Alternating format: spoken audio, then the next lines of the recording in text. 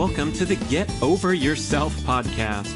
This is author and athlete Brad Kearns discovering ways to be healthy, fit, and happy in hectic, high-stress modern life.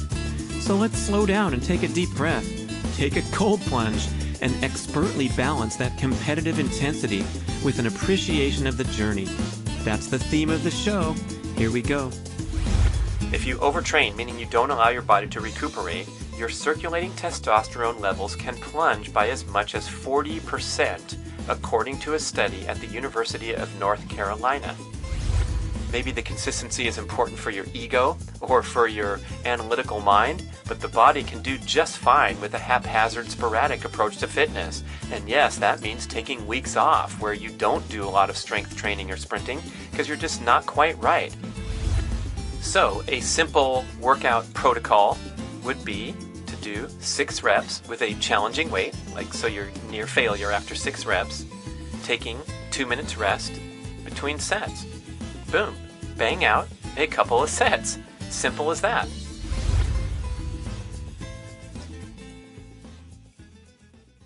Let's talk about ancestral supplements. If you're into ancestral health, primal paleo, keto, you know the importance of consuming these unique agents contained in bone marrow, in the nose to tail organ meats, liver, kidney, all that stuff, the great bone broth benefits. Well, how's it going? For me, since years ago when Dr. Kate Shanahan asserted the importance of these wonderful nutritional benefits that you can't get elsewhere, not too good. I don't know how to cook a liver or a kidney, but now your problems are solved forever when you go to ancestralsupplements.com, a wonderful company filled with people who are living the dream, walking their talk, and bottling up the purest, cleanest sources of grass-fed organ meats, kidney, liver, bone marrow, all in these wonderful capsules. I dump them in my smoothie every day. I'm healthy. I don't have to worry. It's an incredible dietary boost. And this is so different from swallowing a bunch of those synthetic vitamins and those giant bottles from the big box stores. Highly questionable health practice. This stuff is the real deal. Grass-fed organ meats, pure as can be. Ancestralsupplements.com. Welcome to part 2 of lifestyle tips to naturally boost and preserve healthy, optimal testosterone levels. In the first show, we got deep into sleep. And we talked about the importance of minimizing artificial light and digital stimulation after dark, getting into that magic hours of 12 midnight to 3 a.m. for the hormonal burst, the hormone optimization happening at night. And then we talked about the important attribute of sprinting in your exercise program to boost testosterone levels, get that spike of adaptive hormones when you do a properly conducted sprint workout. And right up there with sprinting in importance is strength training, regularly putting your body under some form of resistance load for the rest of your life so that you can skate free of these horrible risk factors like sarcopenia. That's the term for muscle loss relating to aging, as well as losing our balance, losing our muscle strength. Did you know that the number one cause of injury and death in Americans over age 65 is falling? So when you can get the weights going, or the stretch tubes, or the machines, or the home gym apparatus, whatever it is that you can get your body under resistance load, body weight exercises. We talk about the primal essential movements of push-ups, pull-ups, squats, and planks. There's all kinds of ways to put your body under resistance load. If you're listening to this podcast during work, like many of our listeners, just kidding, I'm not sure, but isn't that funny? You can do something as simple as dropping for a set of 20 deep squats right there in your office cubicle right now if you want to put me on pause. How was it? Pretty tough, huh? 16, 17, 18, 19, 20. Even if you're super fit, you will get a little burn going when you drop for a set of deep squats, and that counts as resistance exercise. So, what's the best form of strength training? Anything that will emphasize compound movements that focus on the lower body. So compound is something that's going through a complete range of motion rather than, let's say, an isolated movement would be sitting on the chair and doing the leg extensions where you wrap your shins under the bar and go forward and backward in a single range of motion.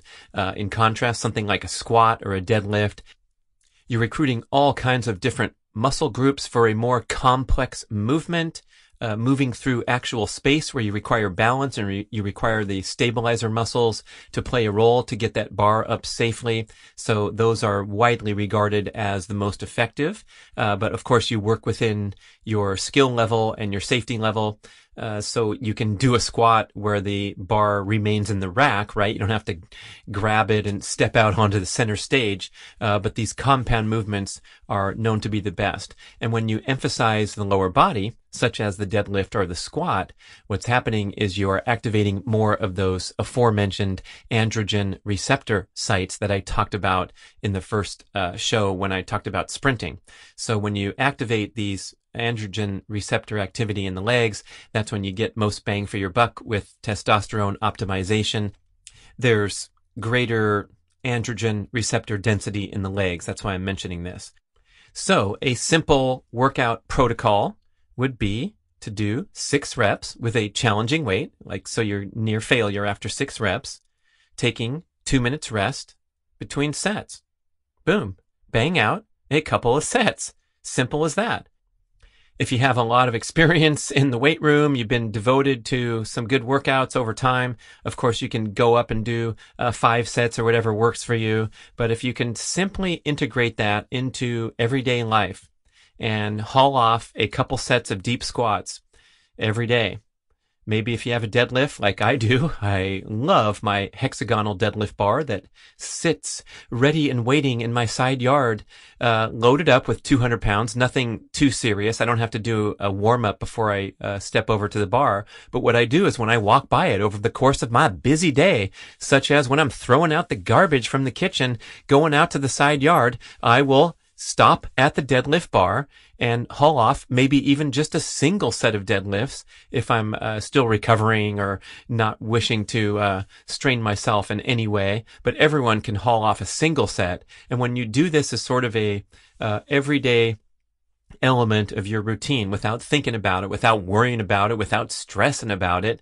you will have a massive cumulative fitness benefit and hormonal benefit over time. So something as simple as deep squats in the office cubicle or while you're watching TV at home, or if you have access to a bar, hoist that bar up on a regular basis. And of course, do the formal workouts that are focusing on these compound lower body movements on a regular basis. Once or twice a week is plenty, as we talk about so much in the primal community. You don't have to go in there day after day after day and drift over into these chronic patterns. A good quality strength training session can last as short as 10 minutes up to a maximum probably of 30 minutes. There's no reason to linger longer than that. You don't want a prolonged production of the fight or flight hormones that characterize what's going on during a strength training session. You want to get there, get the work done, and go home. Go hard and go home. So that's the ideal, simple protocol for a strength training session. Couple times a week, and then throwing in some micro efforts in between there. Beautiful. There's also some other tips and tricks that some of the experts have mentioned here. One is to finish with, Ben Greenfield said this, a partial range of motion rep.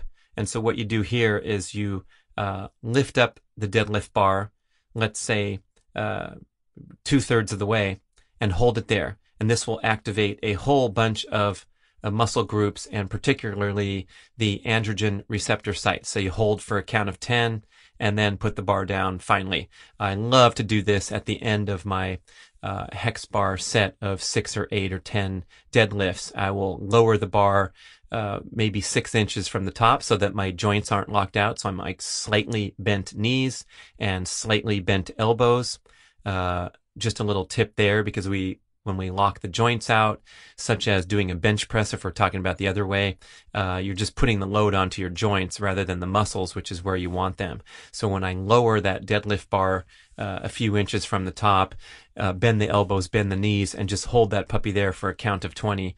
That is a good muscle stimulation, as well as believed to stimulate the important androgen receptors. Similarly, the idea of doing a forced rep. This is when you finish, right? You've done your 6 and you're reaching failure, and then you have a helper there to assist you with doing one more rep than you could possibly do on your own. And this has also been shown to help recruit muscle fibers, androgen receptors. Okay, so there's your strength training paired with your sprinting from the previous show. And now we talk about the other piece of the puzzle, which is cardiovascular exercise.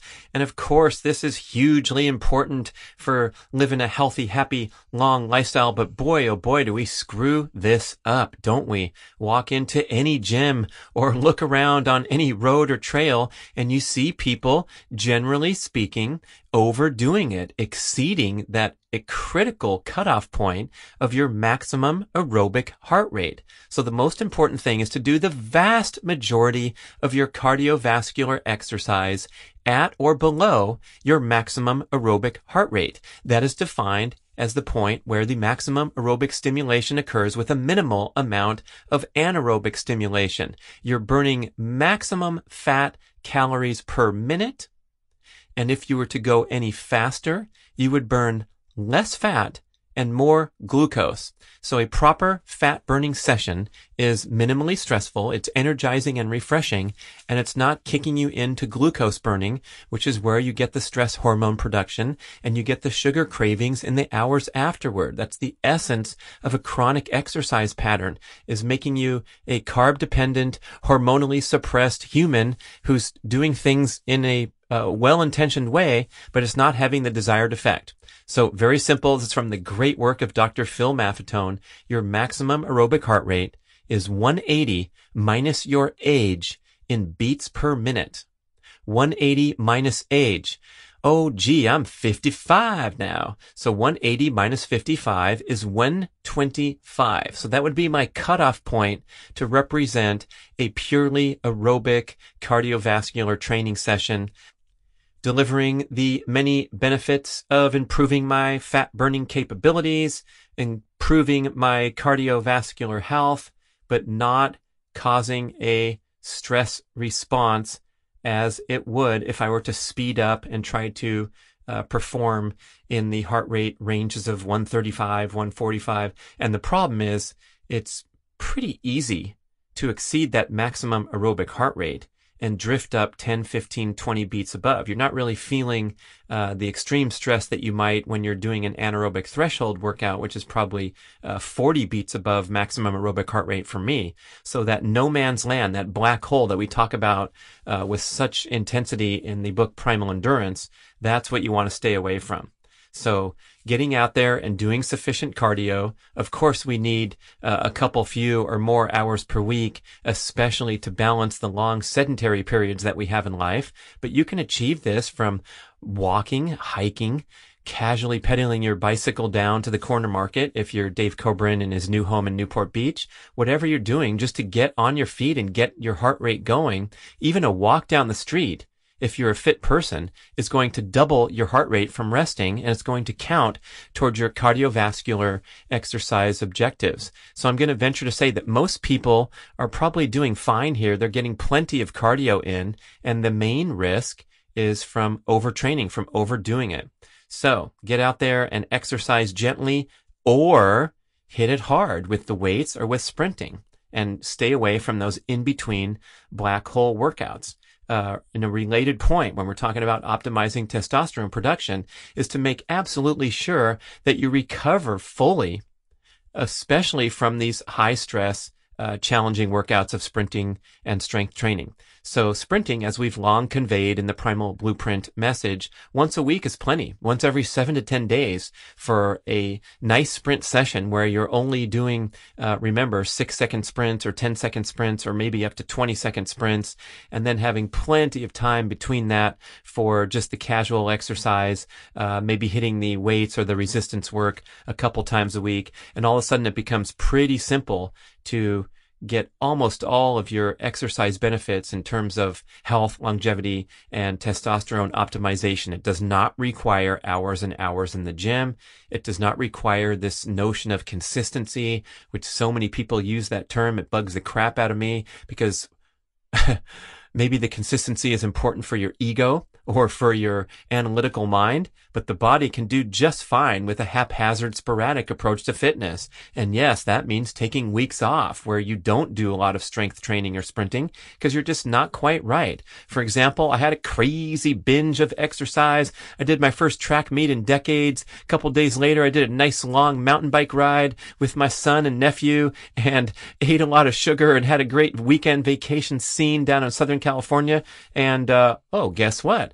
Got a little run down when I arrived back home.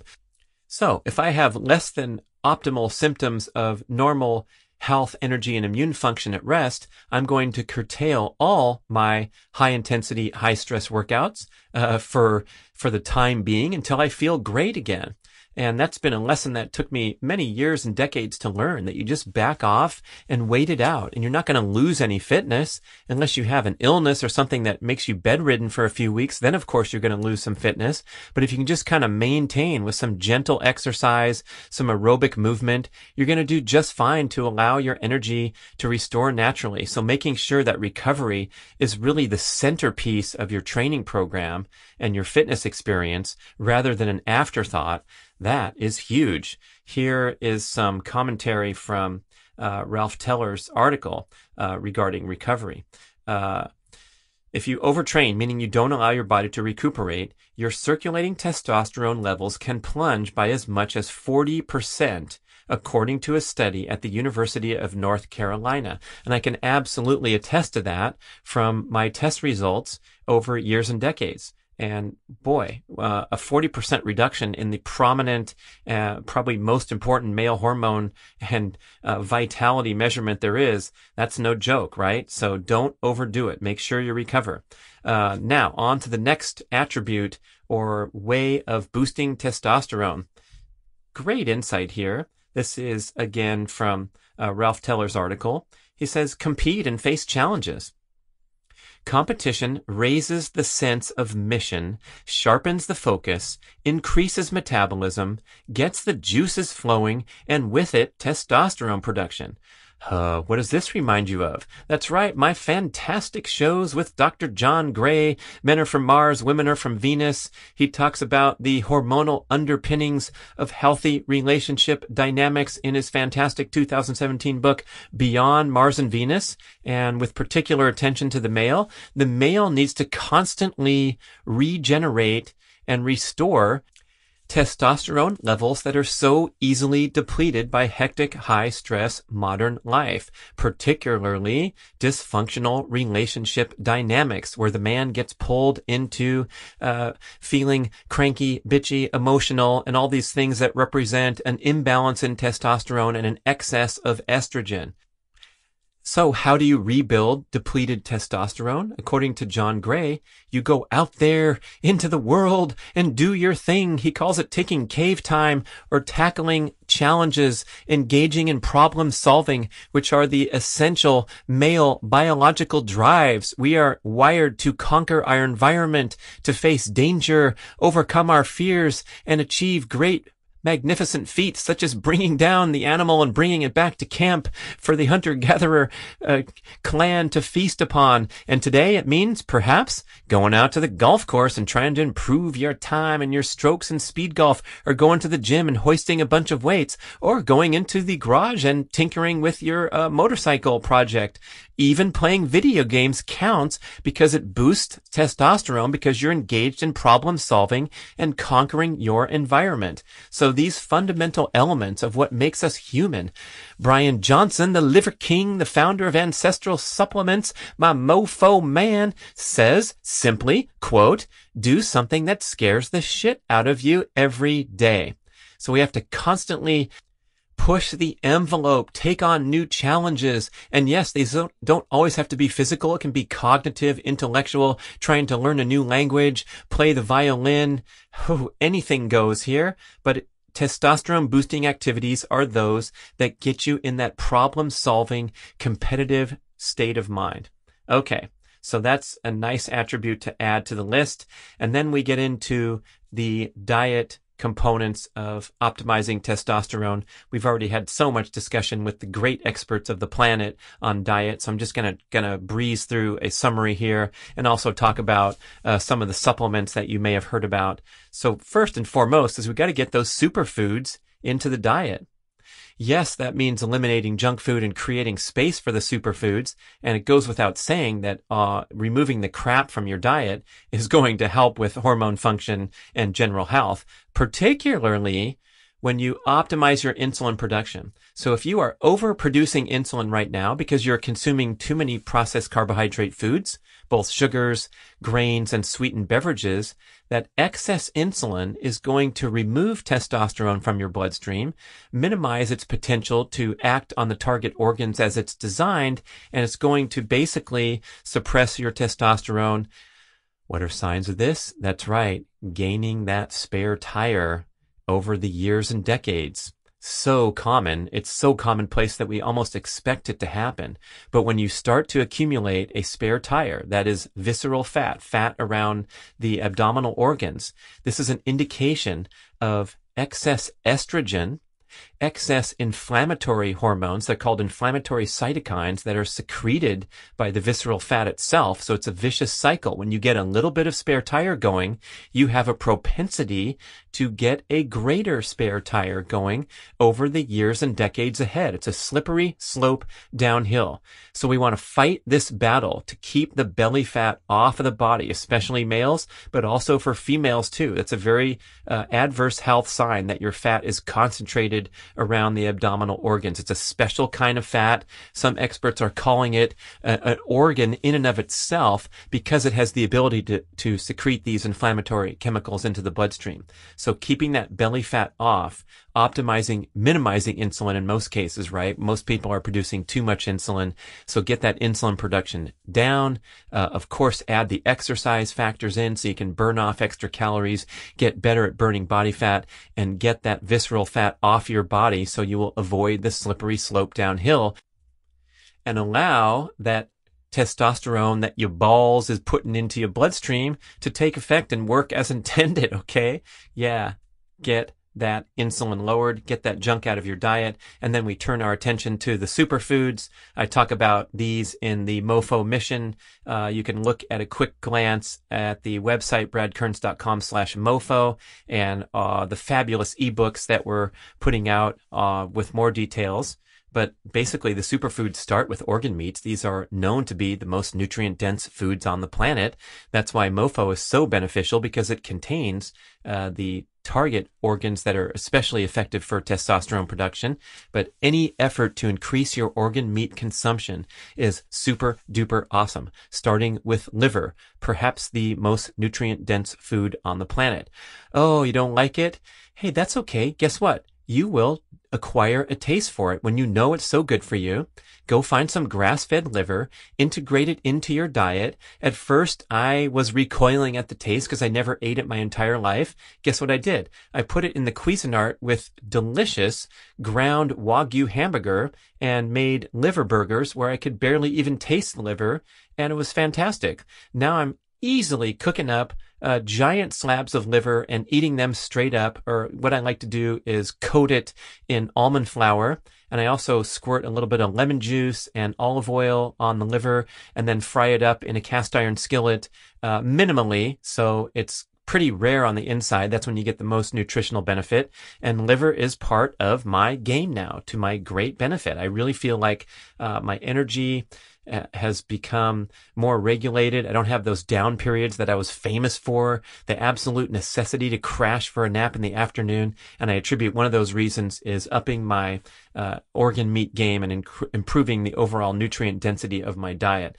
Not that I wasn't eating super healthy already, but when you check off these boxes, go and get some liver, try to experiment with some other organ meats like kidney or heart, pastured eggs for sure. It's so wonderful to see that they're increasingly prevalent almost everywhere you go. Vital Farms with the black box or the dark brown box, they seem to have widespread distribution across the country of truly pasture-raised eggs. There's a huge difference between organic eggs that are still given organic feed and a true pasture-raised chicken who's been out on the open fields eating grass and bugs and worms and insects and generating an egg that's up to 20 times more omega-3 value than a commercial egg, especially a conventionally raised egg where the chicken lived in the feedlot, didn't even have access to outdoors, and just ate a bunch of nasty feed to crank out a, by comparison, nutrient deficient egg. Again, you can't criticize consuming eggs too much, but when you have the opportunity to go find pastured eggs and for the budget impact and the nutrient benefit you're getting. Same with liver. Oh my gosh, I'm almost laughing at the prices they charge for organ meats because nobody wants them. You can get, a large load of liver for $3.99, $4.99, $5.99 a pound. Grass-fed liver, the most nutrient-dense food on the planet. And in comparison to the steaks, yeah, they taste good, but really $20 a pound for some part of the cow that has less nutritional benefit than the liver? Peoples, go into the organ meat scene. Go deep, man. Same with eggs. The point I was making that here, a dozen eggs is going to cost you $3, $4, whatever. And then you can get pastured eggs for $7 or $8. Oh my gosh, fantastic. And if you're at the farmer's market, they're going to sell you a dozen pastured eggs for the same price as these feedlot eggs. Oh my gosh, bargain central. And then, continuing the bargain theme, the best fish are the smash fish, right? The smash hits. That stands for sardine, mackerel, anchovy, salmon, and herring. These are the oily cold water fish that have by far the highest omega-3 values of any other food group you can find. So when you emphasize these kind of fish, you're getting the best nutritional benefit of any fish, also for the cheapest price. And yes, the canned sardines, the canned mackerel, all that stuff is just fine. It's teeming with nutritional benefit. Go to town on those things. Look on my Instagram. I have this new fun recipe of a sardine egg yolk omelet. You can't get any more super nutrition than that. It comes out really great. It's really easy to make omelets with egg yolks, easier than when you have the whites in there. It just folds up beautifully, picture perfect for Instagram cultivation, and inside the little sardines that taste so delicioso. Okay, you also have on this list shellfish, especially oysters, because they're high in zinc, and that's how they got their reputation as an aphrodisiac. So we want to get those high zinc foods into the picture, and then emphasizing also monounsaturated fats. Those are coming from nuts and seeds and their derivative butters. And oh my gosh, people, sneak preview, I am making for commercial distribution a fabulous, incredible, mind-blowing nut butter blend containing, get this, macadamia, walnut, cashew, coconut, cacao nibs, and MCT oil. Yeah, it's going to be a keto machine called Brad's Macadamia Masterpiece. You're not going to believe how good it tastes. Stay tuned for that. But those are good sources of monounsaturated fats, the nuts, especially macadamia nuts, the mono superstar with 84% monounsaturated.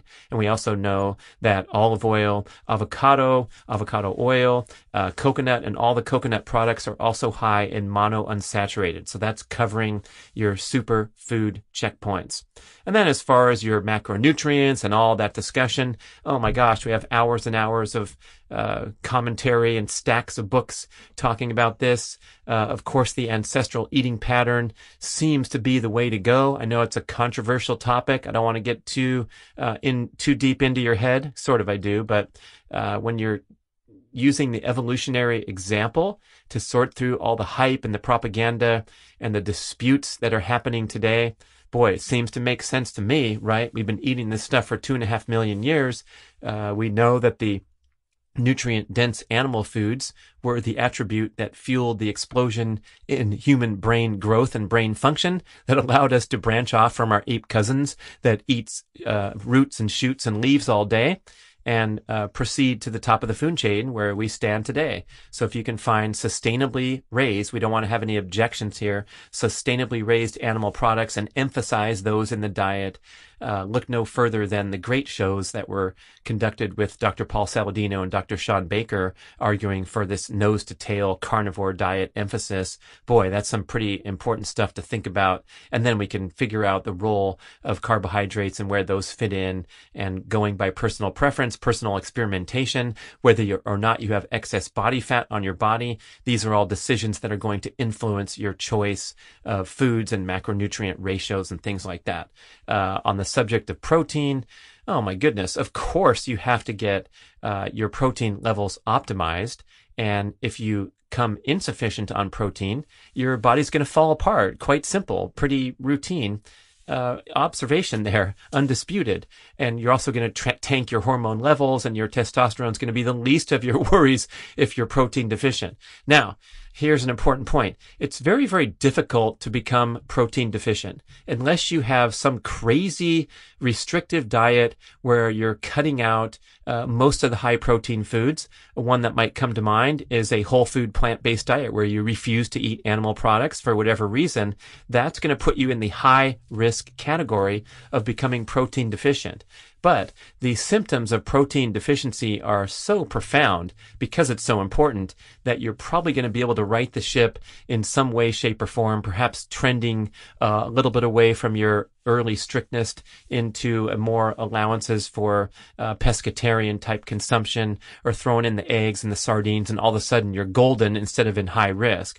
But when you're protein deficient, you're going to feel tired, weak, you're going to become emaciated, you might have hair falling out, and you will also, according to Chris Kresser, one of the brightest minds in the space, listen to him on Joe Rogan podcast, take apart point by point, minute by minute, the very popular documentary advocating for plant-based eating these days. That was a great show. But Chris Kresser says when you become protein deficient, you will experience intense cravings for high protein foods to help get you back into regulation. So that's a cool insight there.